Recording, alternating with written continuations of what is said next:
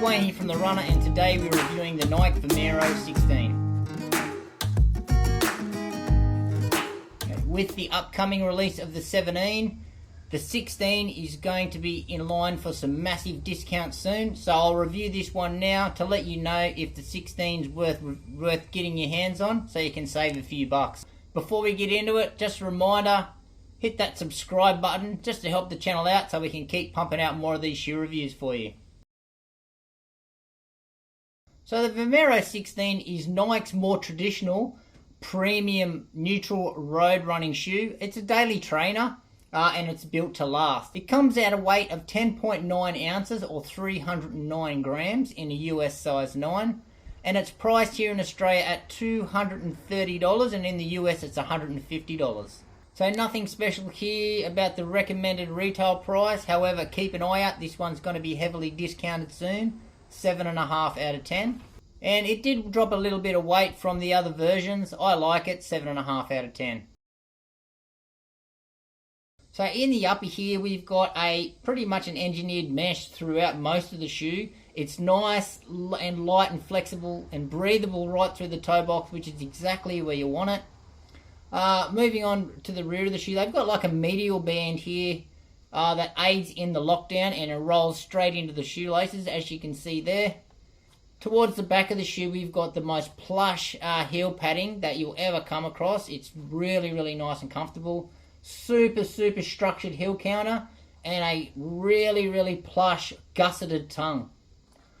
Now that medial band, what I spoke about before, the lacing system roll through into that medial band, and that does a good enough job of providing a lockdown. I've had no slippage in this, heel slippage in this shoe, and thumbs up for the lockdown.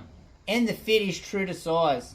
The only real issue I've got with the upper of the Vomero 16 is that I think it's pretty ugly. So if you're not too phased about the cosmetics, not a bad upper, but yeah, it's a pretty hideous looking shoe. I can get past the looks because I just want to run in it, 8 out of 10.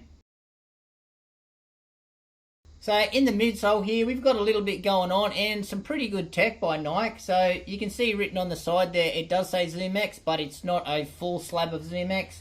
We've got a stack height of 19.5mm in the front, 29.5 in the rear, giving us a 10mm drop. Now the ZoomX in this shoe is just in the core of the shoe, because we've got a carrier foam around the outside which is EVA based that actually provides some durability to the midsole. In the front we've got an air zoom movement which you can actually feel as you run, and that gives a little bit of responsiveness and pop towards the ride. The ride itself though, I feel it's slappy. It really needs a rocker, but that's what traditional shoes used to be back in the day. It's really hard to go back from a rocket shoe to a more traditional shoe. If you like the traditional ride, then you're going to probably like this one. However, I've found it a little bit slappy, especially on the roads. Now, where I did like the ride is actually on the light trail. So on a bit of dirt road, I didn't feel the slappiness, and this was a nice smoother ride. So the traditional ride is not for me anymore, 7 out of 10. Okay, so in the outsole here, we've got a full slab of Nike's high abrasion rubber. What is it? The OGRS 002. So it's holding up really well. Over 200 kilometers on this shoe, virtually no signs of wear. I've got a little bit of wear right at the top. That's where I claw into the road, but that happens to all of my shoes. It's got these trail-like lugs at the front that provide great grip, and it actually does, again, a great job out on the light trail, and I've actually enjoyed my time in the light trails with this one more so than on the road. Stay away from this one on the technical stuff, not designed for that one, just keep it on the light trails in the road.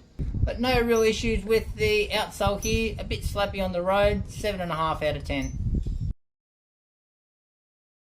So the best use is exactly what it's designed for. So it is your daily trainer, it's your workhorse, very similar to the Pegasus.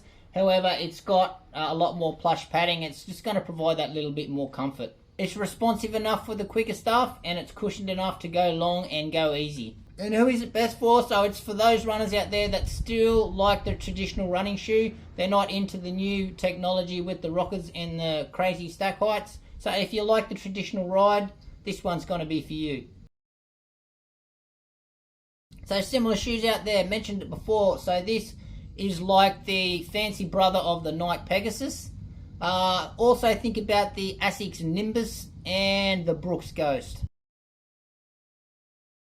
So overall, it's not a bad shoe. So if you like the traditional ride out there, if you're a bit of a Pegasus fan, you've never tried the Vomero, have a crack at this one. As I said, it's going to be really heavily discounted shoe. If you like the Peg, you're probably going to like this one better, and this one's probably going to be cheaper in the next coming weeks. For me, there's better options out there, and that's only because of my personal preference. I love a rocker and a nice higher stack. Right, so tell me what you guys think about this Vomero's been around now for a little while. How's your time in the Vomero 16? Are you going to get the 17, or do you prefer the Vomero over the Pegasus? Please let us know in the comments below. Anyway, thanks for watching, guys. Don't forget to like and subscribe to the channel, and we'll see you next time.